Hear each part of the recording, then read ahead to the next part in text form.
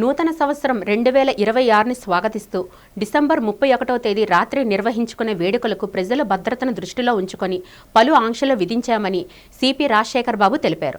అర్ధరాత్రి రోడ్లపై వేడుకలకు అనుమతులు లేవని స్పష్టం చేశారు.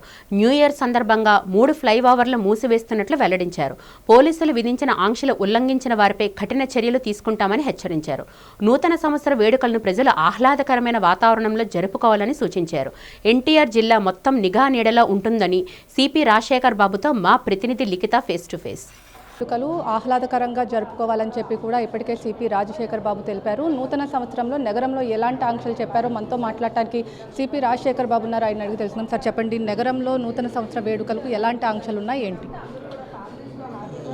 డిసెంబర్ 31వ తేదీ రాత్రి ఎందుకనో విజయవాడలో ఎంజీ రోడ్ మీదకి వచ్చి కొందరు యువకులు వచ్చేసేసి వారు గొడవ చేయడం అవి చేస్తూ ఉన్నారు. అది మంచి పద్ధతి కాదు. వాస్తవానికి ఇంట్లో ఉండండి, ఇంట్లో మీరు కుటుంబ సభ్యుల మధ్యన ఉల్లాసంగా ఉత్సాహంగా చేసుకోండి తప్పనించి రోడ్ల మీదకి రావడము, సైలెన్సర్స్ తీసేయడము, లేదంటే మందు తాగడము, బీభత్సం సృష్టించడము, ఇతర ప్రజలకు అసౌకర్యం కలిగించడం దయచేసి వీటికి పాల్పడద్దు. పోలీసులు చాలా అప్రమత్తంగా ఉంటాం. రేపు ఫ్లైఓవర్లు లాస్ట్ టైం 1 or 2 ఇన్సిడెంట్స్లో మనం ప్రజలు ప్రాణాలు కోల్పోయారు.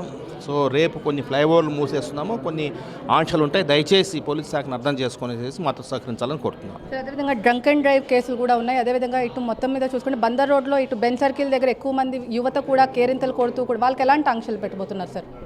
ఒకటే మాకేంటంటే మీ ఉత్సాహాన్ని మేము తగ్గించాలని ఎప్పుడూ ఉండదు పోలీస్ శాఖకు. ఎందుకంటే మీరు నూతన సంవత్సరంలో అడుగు పెట్టినప్పుడు ఉత్సాహంగా అడుగు పెట్టాలనేది ఉంటుంది. బట్ ఉత్సాహము వెరితలు వేయకూడదు అనేది మా అభిప్రాయం. సో పక్కన వాడికి ఇబ్బంది కలగకూడదు. సో దాన్ని కొద్దిగా జాగ్రత్తగా మీరు చూసుకోవాల్సిన అవసరం ఉంది.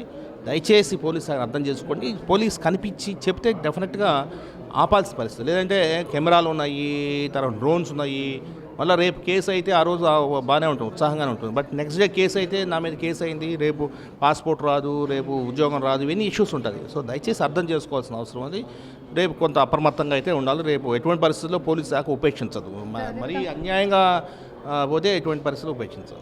నగరంలో ఇటు క్లబ్స్ కానీ ఇవన్నీ ఉన్నాయి. వాటి మీద ఏమైనా స్పెషల్ ప్రొటెక్షన్ ఏమన్నా పోలీస్ అలాట్మెంట్ ఏమైనా ఉండబోతుందా? లేదంటే టెక్నాలజీ ఆధారంగా డ్రోన్స్ కానీ ఇది సీసీ కెమెరాల ద్వారా నిర్వహించే సరిపోతుందా? కంట్రోల్ రూమ్ 24/7 నిరంతర నిఘా ఉంటుంది. రేపు 41 డ్రోన్లు ఎగురుతూ ఉంటాయి. రేపు 10,000 కెమెరాలు పనిచేస్తుంటుంది.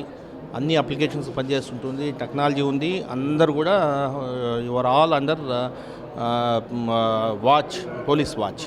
Thank you sir. మొత్తం మీద చూసుకున్నట్లయితే 2025 సంవత్సరానికి వీడుకోలు కలుపుతూ 2026 సంవత్సరానికి ఏదైతే ఉందో ఖచ్చితంగా సీసీ కెమెరాల ద్వారానే కూడా ఉన్నాయి. అదేవిధంగా ప్రజలు కేరింతలు కొట్టకుండా ఆహ్లాదకరంగా ఈ వాతావరణం చేసుకోవాలని కూడా చెప్తున్నారు. అదేవిధంగా ఎవరైతే డ్రంక్ అండ్ డ్రైవ్ చేస్తున్నారో మద్యం సేవించి ఎవరు వాహనం నడపొద్దు. అదేవిధంగా ట్రిపుల్ రైడింగ్ ఎవరైనా చేస్తే ఉపేక్షించేది లేదు. నగరం మొత్తం కూడా నిఘా నీడలో ఉందని చెప్పి కూడా సిపి రాజశేఖర్ బాబు చెప్తున్నారు. ఇది ఇక్కడ ఉన్న పరిస్థితి. వీడియో జర్నలిస్ట్ అఖిల్తో లిఖిత, వీడియో న్యూస్, సిపి ఆఫీస్ నుంచి.